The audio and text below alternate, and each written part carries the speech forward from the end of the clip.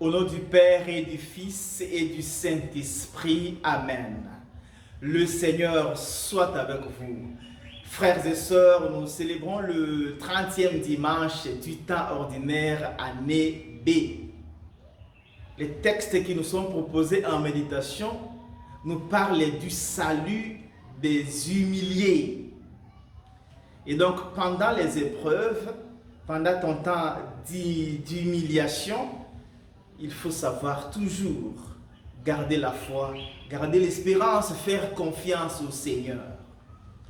Dans la première lecture, tirée du livre du prophète Jérémie, au chapitre 31, versets 7 à 9, le Seigneur annonce, par la bouche de Jérémie bien sûr, les retours des exilés de Babylone. Et il les appelle le petit reste, son peuple. Ils sont finis les jours d'humiliation, les jours d'épreuve, les jours d'oppression. Et c'est ce peuple opprimé que le Seigneur appelle le petit reste. Au fait, le temps d'exil à Babylone fut vraiment très capital pour l'histoire d'Israël. C'est le temps où le peuple s'est rendu compte, où tout s'est réveillé dans leur cœur la conscience religieuse et leur foi. Parce que là-bas, ils n'ont plus de roi. Même si les rois, Jéconias avait survécu là-bas, il était en vie là-bas, on lui avait donné même une place de marque, mais il ne régnait pas comme si c'était en terre d'Israël. Et là-bas, ils n'ont plus les temples. Les temples n'existaient pas là-bas. Et là-bas, ils ne sont pas dans leur terre. Et donc, il y a une religion du cœur qui se cultive. Il faut maintenant que chacun fasse l'effort de garder la foi et garder le lien avec les seigneurs. Alors ils ont maximisé leur foi envers les dieux de leur père. Donc le temps de souffrance fut pour eux un temps prospère. Et donc pendant les épreuves, alors il faut manifester la foi et ne pas se décourager. Il y a un temps que le Seigneur a prévu pour la fin des pleurs, la fin des larmes. Comme dit le psaume qui nous est proposé, le psaume 135, quand le Seigneur ramena les captifs à Sion, nous étions comme un rêve. Nos bouches étaient pleines de rires, nous poussions des cris de joie. Il y a un temps que le Seigneur a prévu pour que tu pousses des cris de joie. Le temps où il essuiera tes larmes. Ne perds pas confiance au Seigneur, ne perds pas ta foi. D'ailleurs, c'est pendant les ténèbres qu'il faut croire en la lumière. Pendant les épreuves, recours au Seigneur. Ne perds pas ta foi.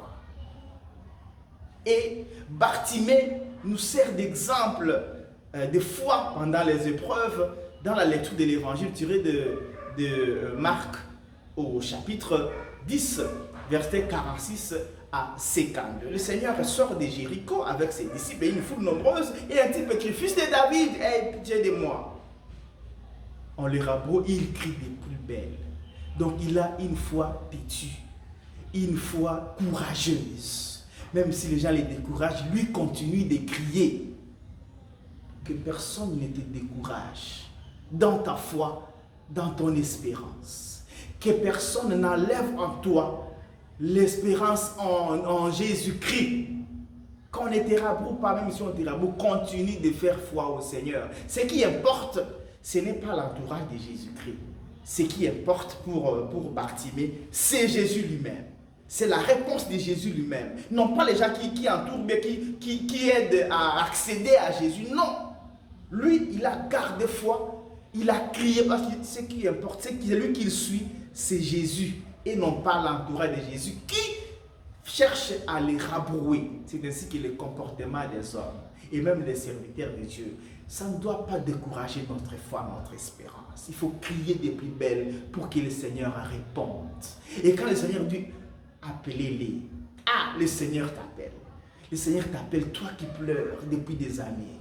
Toi qui traverses une situation difficile, le Seigneur te dit, viens à lui. Et quand il lui pose la question, que veux-tu que je fasse pour toi? Seigneur, que je retrouve la vie. Et d'abord, quand il part, il jette son manteau. Ah, le manteau, c'était pour lui sa maison. C'était son dépôt où il déposait tout ce qu'il avait. C'était son manteau. Et ça lui servait de couverture. C'était comme sa sécurité. C'est tout ce qu'il avait. Mais il jette. Parce qu'il va vers la vraie sécurité.